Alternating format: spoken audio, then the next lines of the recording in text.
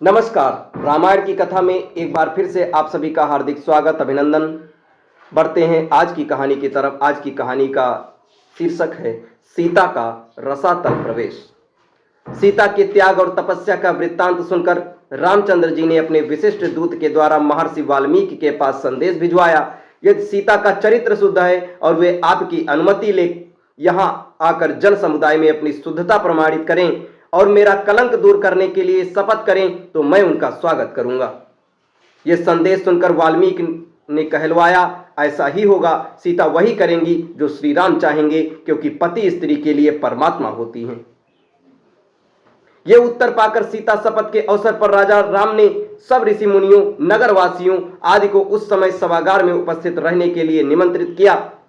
दूसरे दिन सीता जी का शपथ ग्रहण देखने के लिए नाना देशों से पधारे ऋषि मुनि, विद्वान, नागरिक सहस्त्रों की संख्या में उस सभा भवन में आकर उपस्थित हो गए।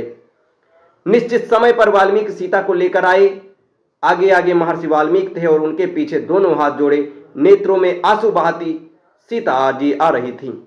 वे मन ही मन श्री राम का चिंतन कर रही थीं। उस समय महर्षि के पीछे आती हुई सीता इस प्रकार जान पड़ती थी मानो सृष्टिकर्ता ब्रह्मा जी के पीछे श्रुति चली आ रही हूं।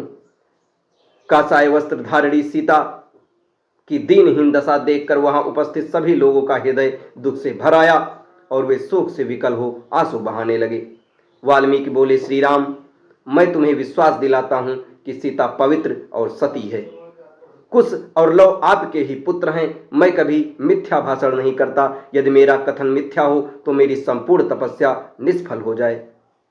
मेरी साक्षी के बाद सीता स्वयं शपथ पूर्वक आपको अपनी निर्दोषिता का आश्वासन देंगी।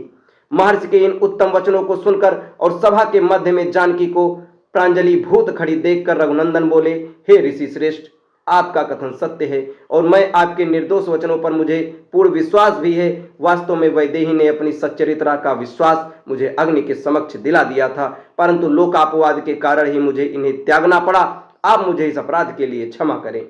तत्पश्चात श्री राम सभी ऋषि मुनियों, देवताओं और उपस्थित जन समूह को लक्ष्य करके बोले, हे मुनि एवं विज्ञ जनों, मुझे महर्षि वाल्मीकि जी के कथन पर पूर्ण विश्वास है, परंतु यदि सीता स्वयं सबके समक्ष अपनी शुद्धता का पूर्ण विश्वास दे तो मुझे प्रसन्नता होगी।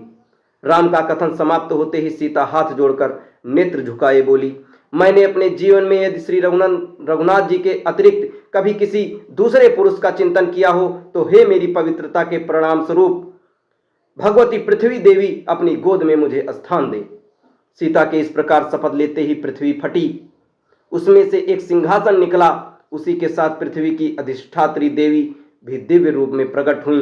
उन्होंने दोनों भुजाएं बढ़ाकर स्वागत पूर्वक सीता जी को उठाया और प्रेम से सिंहासन पर बिठा लिया। देखते देखते सीता सहित सिंहासन पृथ्वी में लुप्त हो गया। सारे दर्शक स्तब्ध से ये अभूतपूर्व दृश्य देखते रहे। संपूर्ण वातावरण मोहाच्छन्न सा हो गया। अब इसी के आगे की कहानी आपको अगले वीडियो में बताई जाएगी। तब तक हमारे साथ बने रहें। धन्यवाद।